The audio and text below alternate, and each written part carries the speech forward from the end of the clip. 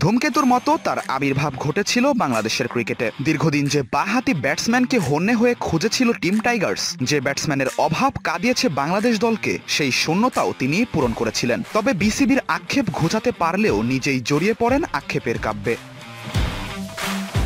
শাহরিয়ার নাফিস, যিনি ছিলেন বাংলাদেশের ক্রিকেটের আকাশে উজ্জ্বল এক তারা, দুর্দান্ত প্রতিভার অধিকারী। 2005 সালে ইংল্যান্ডের নটিংহ্যামে তার স্টাইলিশ অভিষেকের পর থেকেই যেন বাংলাদেশের ক্রিকেটের সব আক্ষেপ ঘুচিয়ে দিয়েছিলেন।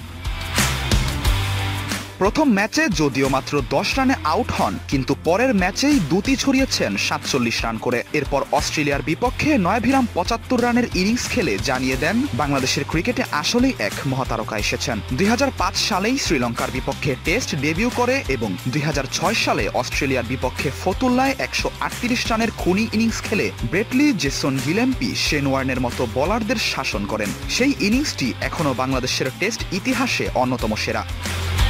আমাদের ভিডিওগুলো হোসেনপুর থেকে দেখছেন তৌফিকুল ইসলাম, দুবাই থেকে দেখছেন কামরান আহমেদ, ইতালি থেকে দেখছেন তামজিদ হোসেন পরশ, রাসেল মৃধা দেখছেন বাগেরহাট থেকে এবং সৌদি আরব থেকে দেখছেন হাবিবুর রহমান। আপনি কোথা থেকে দেখছেন তা জানিয়ে দিন কমেন্ট বক্সে। 2006 সালে ওয়ানডেতে সবচেয়ে বেশি রান সংগ্রহকারীর তালিকায় 6 নম্বরে ছিলেন শাহরিয়ার নাফিস। 28 ইনিংসে 3টি সেঞ্চুরির সাহায্যে করেন 1033 রান, গড় 41.32। এক পঞ্জিকা বর্ষে 1000 রান করা প্রথম বাংলাদেশি। 2006 সালে বাংলাদেশের সেরা ক্রীড়াবিদ নির্বাচিত হন এবং আইসিসির বর্ষসেরা উদীয়মান খেলোয়াড়ের মনোনয়ন পান। বাংলাদেশ ক্রিকেটের ভবিষ্যৎ অধিনায়ক ভাবা হয়েছিল তাকে। প্রথম আন্তর্জাতিক টি-20 ম্যাচে করেছিলেন অধিনায়কত্ব। 2007 সালের বিশ্বকাপে ছিলেন সহ অধিনায়ক, কিন্তু এরপরই দুঃসময় শুরু হয়। বিশ্বকাপে 6 ম্যাচে মাত্র 31 রান। 2008 সালে আইপিএল খেলে 10 বছরের জন্য নিষেধাজ্ঞা পান। পরে চুক্তি বাতিল করলে নিষেধাজ্ঞা তুলে নেয় বিসিবি। 2010 সালে আবার জাতীয় দলে ফিরে এসে দ্বিতীয় ম্যাচেই 73 রান করেন। 2011 সালের বিশ্বকাপ দলেও ছিলেন, কিন্তু একাদশে জায়গা পান মাত্র 1 ম্যাচে। 2015 সালের পর থেকে ঘরোয়া লিগে তাকে দেখা যায় আগের চেয়ে আরও পরিণত।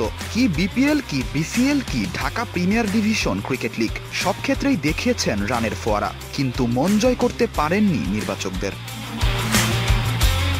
রিচার্ড ম্যাকিন্সের সাথে মনোমালিন্য বাধে 2004 সালের অনূর্ধ্ব-19 বিশ্বকাপের আগে। যুব বিশ্বকাপে শুধু অধিনায়কত্ব হারাননি, বাদও পড়েছিলেন দল থেকেও। সেই আক্ষেপ মুছে বাংলাদেশের হয়ে 24টি টেস্ট, 75টি ওয়ানডে ও 1টি টি-20 ম্যাচ খেলেন। তবে শেষে এসে আন্তর্জাতিক ক্রিকেটে বাংলাদেশের জন্য আক্ষেপের অপর নাম হয়ে থাকলেন। ঘরোয়া ক্রিকেটে রানের ফুলঝুরি ছুটলেও নির্বাচকদের মন জয় করতে পারেননি। সেই আক্ষেপটা অবসরের পর যে বোর্ডে নতুন ভূমিকায় মুছে ফেলবেন, সেটার সম্ভাবনাও কমে আসছে।